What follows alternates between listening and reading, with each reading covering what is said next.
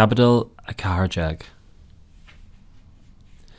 Bhí an caisc agus féile an slimeán faoi chun dheall lá, agus bhí uachtarán na sagart agus na scríbhithe i cuirda, fechant conas a dhéanfadis isa a ggóil trí cheilg agus é churchan bues.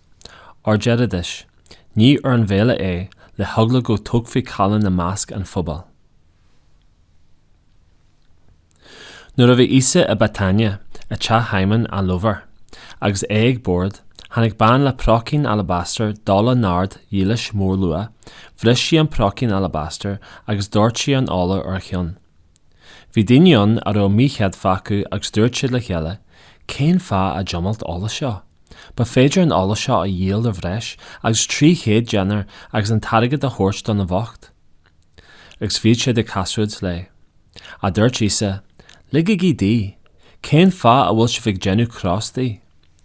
Or is de obair í sin a tá genta ici áram. Or bíon an bocht na imbar wasc agah a gcónaí agus fadan sibh mhaith a dhéanú díomh nuair a sáil libh, a nílam sa libh agah a gcónaí. Aró ar cumas, rinne sí é, chur sí ála libh ré ar mo chorp chuna álaachta. Jerim libh go farinne, go bí éit ina críomh scrífar an Shoiscéal seo ar fud an dam go léir, gen fi tracht ar an dearna siise freisin mar cobhnaí áthí. Agus chuí údas a scariad, duine den darag go dtí uachtar na sagart chun é a chóirt ar lágdaobh. Nuair a darí siad é bhí achas orthú a gheall siad airgid a chóirt dá, agus bhí sé ag feire ar dheis chun é a chóirt ar lámh. Ar an céad lá féile an slimeán, nuair a bhréadh ghlacht lá a chaisce obairt, dúirt sé Ieiscebal leis. Carbhal leat go rachaimid agus ol dud chun na mhaisce ihe. Chur sé ua beirt de Ieiscebal agus dúirt sé lá, teigi isteas a cathair, agus búlfaí farlah, as procha uisce aige a bhré leis. Leannaigí é agus cabbí éit a tain sé iste, abrigí le fear an tí, dear an maisteir, cahfuil mo chomra ariacht go dtí nithe na chaisc a naneach le mo Ieiscebal. Agus teispanna sé díobh seomra mhór a éigean staire, í feistigí ualah. Genigí an réite an siúd dúinn. Jimmy na Ieiscebal lá, agus tháinig siad isteas a cathair, agus fuair siad mar a dúirt sé lá, agus dulbhí siad an chaisc. Nuair a bhí an tróna an, tháinig sé leis an darag. Agus nuair a bhí siad ina sí a githe dúirt isa, Jerim libh go firinne, tá duine agah atá a githe in aineacht lom a bhrafaí mé. Tháinig búrú orthú agus thosaigh siad a fearfraí dé ina duine is ina duine, an mise é. Dúirt sé lá, duine den darag é, duine a tioman a lá sa bhíais a mo dhéanta. Sé, tá mac an duine a gamacht, de réir mar atá scrífa ma geallar, ach is marg don duine uairt an trína bratear mac an duine. Bar don duine sin na bearfraí riú é. Le linn díomh a bheith githe, thug isa áran agus ar bhanú dá, bhris agus thugdaí é agus dúirt.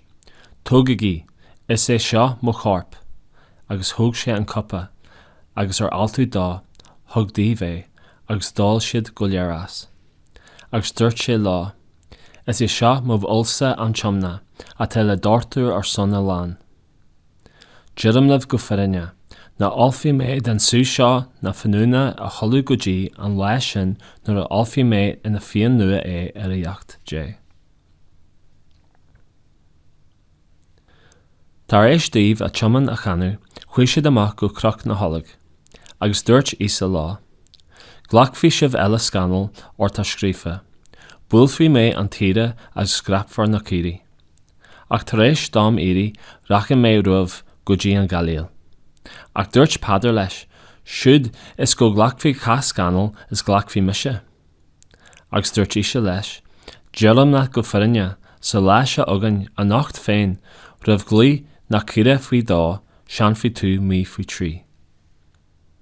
Ach is mar sin is déine a lóir sé, mas é féin go caifií mé buas a áil an aineacht lacht, ní hanfaí mé thu, agus dúir sé rud eile céanna.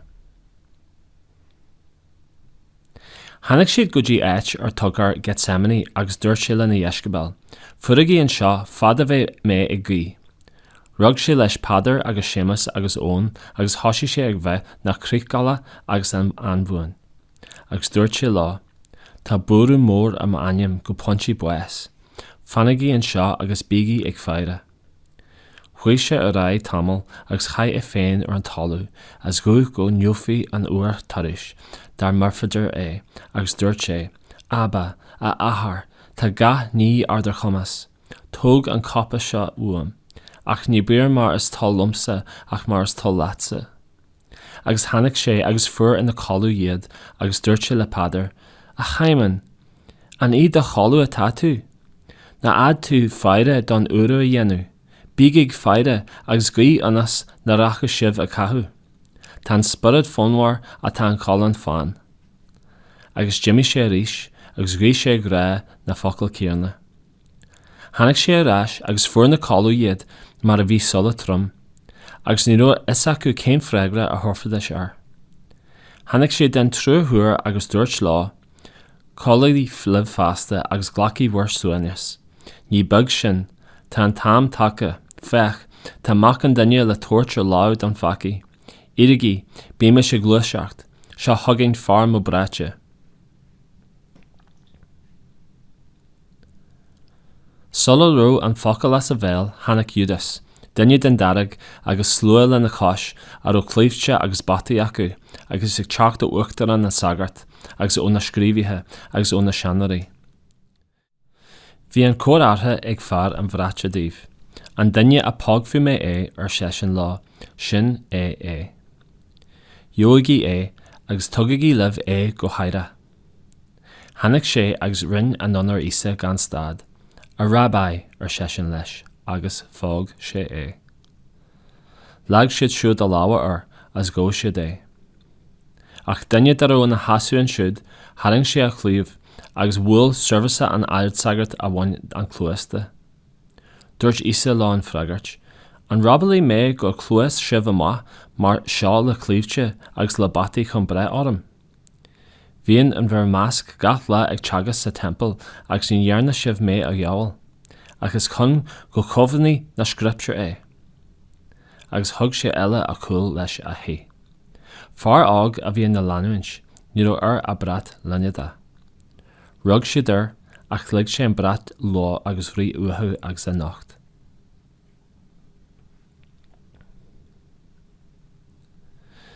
Sheol siad isa lá go dtí an airdsagart, agus chruinniú uachtaran an sagart agus na seannarí agus na scríbhithe le chéile an siúd. Lean Padar a bhad bua is se a cuairt an airdsagart, agus bhí sé ina hí a másc ina servisa, agus ag thó féin leis an tinne. Agus bhí uachtaran na sagart agus na Sanhedrin eile ag glór féine sin na isa, don chur chun buas ach ní bhuair siad. Or bhí a lán ag tuairt féine sé breige ina chunne, ach ní raibh aine sé ag ráite.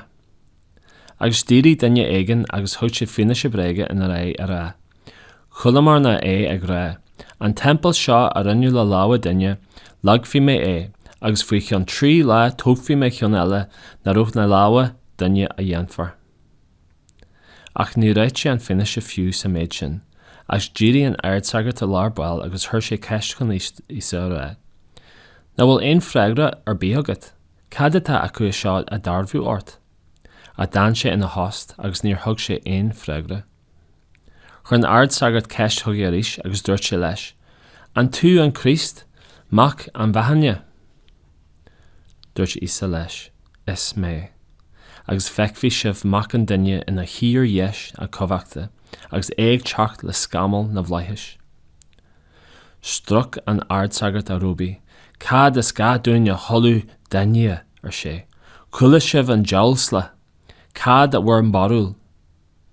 Agus thug siad go léir de drífa agus ro an buas tuilte aige, agus thosaigh cuda go sílaí a chaithúar agus ar gheallag a chur na agus a bhfuilú agus a rá leis, bí ag teangracht, agus gomh na servisaí de bhuila Nuair a bhí Padar leastáis sa chuirt, tháinig duine de chalaní amsire an airdsagart. Agus nuair tháinig sí Padar a tú féin, deich sí go gearr agus dúirt leis, bhí his a freisin aíocht le isa ó Nazarénach, a chan si a ra níaldum I thugam cad a deirtú. Agus Jimmy sé más a riomhcuirt agus glí na colach. Tháinig an chalín amsere agus thosaigh a réir ríis leis na duine a bhíon na seaasú timpeall. Is duine dí bheith seo a chan sé ríis.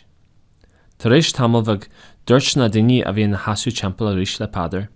Go dear fars duine díomh sin tusa, mar galílach tú ar dói. A thosaigh sé ag eascaine agus ag tuairt na muoin. Níl aithne agam mar an duine seo a deir sibh. Agus leichre glí an cholín de dara uair as ba chuimhín le padair an focail a dúirt ísa leis. Rih glíoch don choú faoi dá, sean faoi tú mé faoi trí, agus bhris an gálar.